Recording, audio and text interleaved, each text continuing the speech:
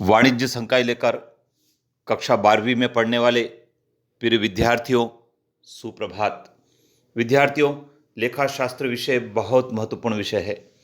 इस विषय में न केवल थ्योरी के प्रश्न आते हैं परीक्षा में, बल्कि अंकात्मक प्रश्न भी आते हैं, जिनको हल करने पर पूरे में से पूरे अंक प्राप्त होते हैं। विद्यार्थियों, आज हम बात कर रहे हैं वित्तीय विवरणों के विश्लेषण के अध्याय से विगत वर्षों में पूछे गए सवालों की। ये वो सवाल है जो आगामी परीक्षाओं के लिए भी बहुत महत्वपूर्ण हैं। आइए जानते हैं क्या सवाल बनते हैं।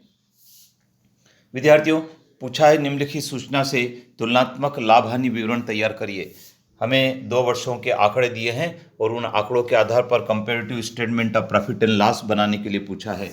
तो विद्यार्थियों, प्रचालन से आय, व्यय, अन्य आय और आयकर दिया है। एनसीईआरटी में इसको पूछा गया है। आइए विद्यार्थियों जानते हैं कैसे बनेगा। Comparative income statement of profit and loss heading लिखा है, फॉर द ईयर एंडेड लिखा है, 2 साल का दिया था तो 2 साल उसको डाल दिए हैं। कॉलम बना है particular ₹2017, ₹2018, absolute change and change into percentage. सबसे पहला इनकम फ्रॉम ऑपरेशन दिया था 10 लाख रुपए, 15 लाख रुपए, 5 लाख का एब्सोल्यूट चेंज हुआ है। इसी प्रकार से अदर इनकम दी है। तो अदर इनकम हम देखते हैं कि अदर इनकम 2 लाख रुपए और 1,80,000 थी, तो 2 लाख और 1,80,000 लिखा है, कम हो गई है इनकम। तो एब्सोल्यूट चेंज को हमने कोष्टक में लिखा है, ये कमी को दर्शा रहा है कोष्टक। इस प्रकार टोटल इनकम हमारी आ गई है। इस टोटल इनकम में हम देखते हैं कि एक्सपेंसेस को घटाना है, तो एक्सपेंसेस हमें दिए थे 6 लाख और 10,50,000 रुपये, कोष्टक में लिखे हैं घटाने वाले आइटम को। ये कोष्टक बता रहा है कि इनको माइनस करना है। तो 6 लाख और 10,50,000, ये 45,000 का एब्सोल्यूट चेंज हुआ, 4,50,000 का एब्सोल्यूट चेंज हुआ है, इसको कोष्टक में लिखा है। इसी प्रकार से विद्यार्थियों, प्रॉफिट बिफोर टैक्स आ गया है। जब इसको हमने हल किया, प्रॉफिट बिफोर टैक्स आया है और इसमें से टैक्स घटा दिया 50%, तो हमारा आ गया प्रॉफिट आफ्टर टैक्स। विद्यार्थियों, ये जो परसेंटेज है, ये परसेंटेज किस प्रकार से निकाला गया, इसको भी सीख लेते हैं। एब्सोल्यूट चेंज आपका पहली मद का 5 लाख था और इसका परसेंटेज निकाला है 2017 से। तो 5 लाख बटा 10 लाख गुणित 100, इसी प्रकार हर एक मद का निकाला है।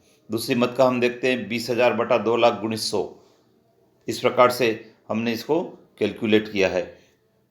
विद्यार्थियों, एक और सवाल की हम बात करते हैं। यह सवाल भी लाभ हानि का तुलनात्मक विवरण तैयार करने का ही है। इसमें भी 2 वर्ष के आंकड़े दिए हैं। संचालन से आय, व्यय, अन्य आय और कर की दर दे रखी है। आइए जानते हैं किस प्रकार से इसको किया गया है। इसमें भी comparative income statement of profit and loss लिखा गया है और फॉर द ईयर एंडेड जो सन डाल दिया था वो सन इसमें दिया है। कॉलम बना है पर्टिकुलर ₹2017, 2018, एब्सोल्यूट चेंज और change into percentage. Income from operation लिखा है, उसमें अदर इनकम को जोड़ा है, उससे टोटल इनकम ज्ञात हुई है। कोष्टक में जो मदें लिखी है विद्यार्थियों, घटाने वाली मदें हैं। इसी प्रकार एक्सपेंसेस को लेस किया है, प्रॉफिट बिफोर टैक्स आया और उसमें 50% टैक्स है तो उसको लेस कर दिया। इस प्रकार प्रॉफिट आफ्टर टैक्स है। इसमें समझाने का प्रयास किया विद्यार्थी, जो परसेंटेज निकला है पहला 50% निकला, ये कैसे आया है।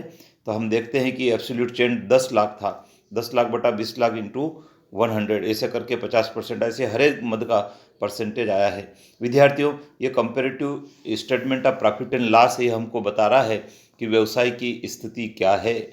हम देखते हैं कि इनकम फ्रॉम ऑपरेशन जब हमारा 2 साल का आंकड़ा हमने लिखा था तो 10 लाख का की वृद्धि हुई थी, लेकिन अगले साल अगले आइटम को हम देखते हैं तो उसमें कमी हो गई है। इसी प्रकार एक्सपेंसेस में हम देखते हैं तो एक्सपेंसेस में कमी हो रही है और टैक्स में हम देखते हैं तो टैक्स में वृद्धि हो रही है। तो व्यवसाय में जो व्यय हैं उन व्ययों को नियंत्रित करने की आवश्यकता है।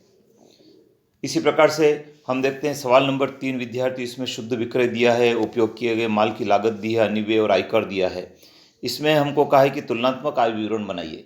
कंपैरेटिव इनकम स्टेटमेंट ये बनाया है, कॉलम वही है। नेट सेल्स में से विद्यार्थियों कास्ट ऑफ गुड्स सोल्ड को घटाया है तो ग्रॉस प्रॉफिट आया और ग्रॉस प्रॉफिट में से अदर एक्सपेंसेस को घटा दिया है तो प्रॉफिट बिफोर टैक्स है और उसमें से इनकम टैक्स को लेस किया है तो प्रॉफिट आफ्टर टैक्स आया है। प्रोसेस वही है विद्यार्थियों जो statement of profit and loss की थी। तो ये विद्यार्थियों 3 सवाल मैंने आपके साथ शेयर किए हैं। इस प्रकार के आप सवालों को जरूर छुड़ाएं। जिससे कि आपकी परीक्षा में ये सवाल सही हो सके। विद्यार्थियों चैनल पर बने रहें, क्योंकि हम इसी प्रकार से छोटे छोटे वीडियो के माध्यम से लेखा शास्त्र के सवालों को किस प्रकार से हल करना उसके बारे में जानेंगे। अपने मित्रों को भी बताएं और न केवल प्री बोर्ड की परीक्षा की दृष्टि से बल्कि वार्षिक परीक्षा की दृष्टि से आप तैयारी रखें, जिससे कि अच्छे नंबर से आप उत्तीर्ण हो सके। धन्यवाद।